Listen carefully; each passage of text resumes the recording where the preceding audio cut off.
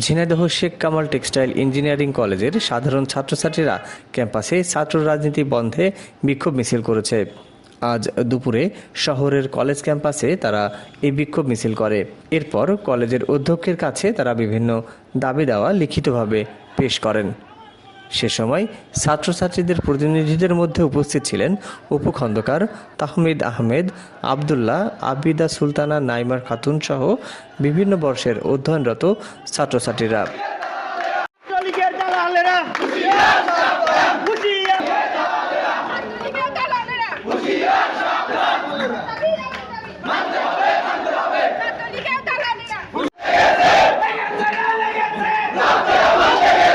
এ সময় তারা লিখিত দাবিগুলোর মধ্যে তুলে ধরেন ক্যাম্পাসে সকল প্রকার রাজনীতি নিষিদ্ধ বন্ধ করা, হলের ক্যান্টিন পুনরায় চালু করা, ক্যাম্পাসে ছাত্রলীগ দ্বারা নির্যাতিতদের বক্তব্য শুনে নেতাদের বিরুদ্ধে ব্যবস্থা গ্রহণ করা, শহর থেকে ক্যাম্পাস দূরে হওয়ায় যানবাহনের ব্যবস্থা, শিক্ষক সংকট, ক্লাসরুমের পর্যাপ্ত ব্যবস্থা, কলেজের আয় ব্যয়ের হিসাবের স্বচ্ছতা আনতে, ল্যাব কার্যক্রম সঠিকভাবে ল্যাব অ্যাসিস্ট্যান্ট দ্বারা পরিচালিত করা, কলেজের নাম থেকে শেখ কামাল বাদ দিয়ে ঝিনাইদহ টেক্সটাইল ইঞ্জিনিয়ারিং কলেজ করতে হবে সহ আরও বিভিন্ন দাবি দেওয়া পেশ করা হয়।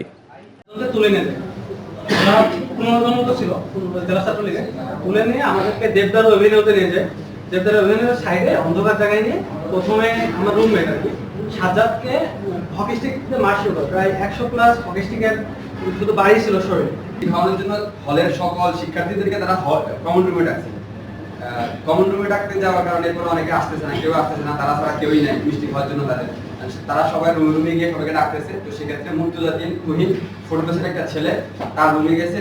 সে আবার 5 ওয়াক্ত নামাজ কালাম পড়ে, তাকে মিষ্টি খাওয়ার আমন্ত্রণ জানিয়ে সেখানে আসতে বলা হয়। সে আসবে না বলছে বা কাজ আছে, দেরি হবে, এই ধরনের একটু না বোধক কথা বলার পরেই তাকে মারার জন্য অ্যাগ্রেসিভলি চলে যাচ্ছে।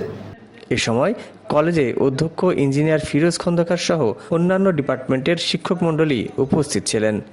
উল্লেখ্য, 2017 সালে ঝিনাইদহ শেখ কামাল টেক্সটাইল ইঞ্জিনিয়ারিং কলেজের উদ্বোধন করা হয়।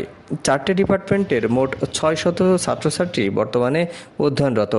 3টি আবাসিক হোস্টেল রয়েছে, যার মধ্যে একটি ছাত্রী হোস্টেল। এ পর্যন্ত 2টি ব্যাচ সফলতার সাথে বের হয়েছে।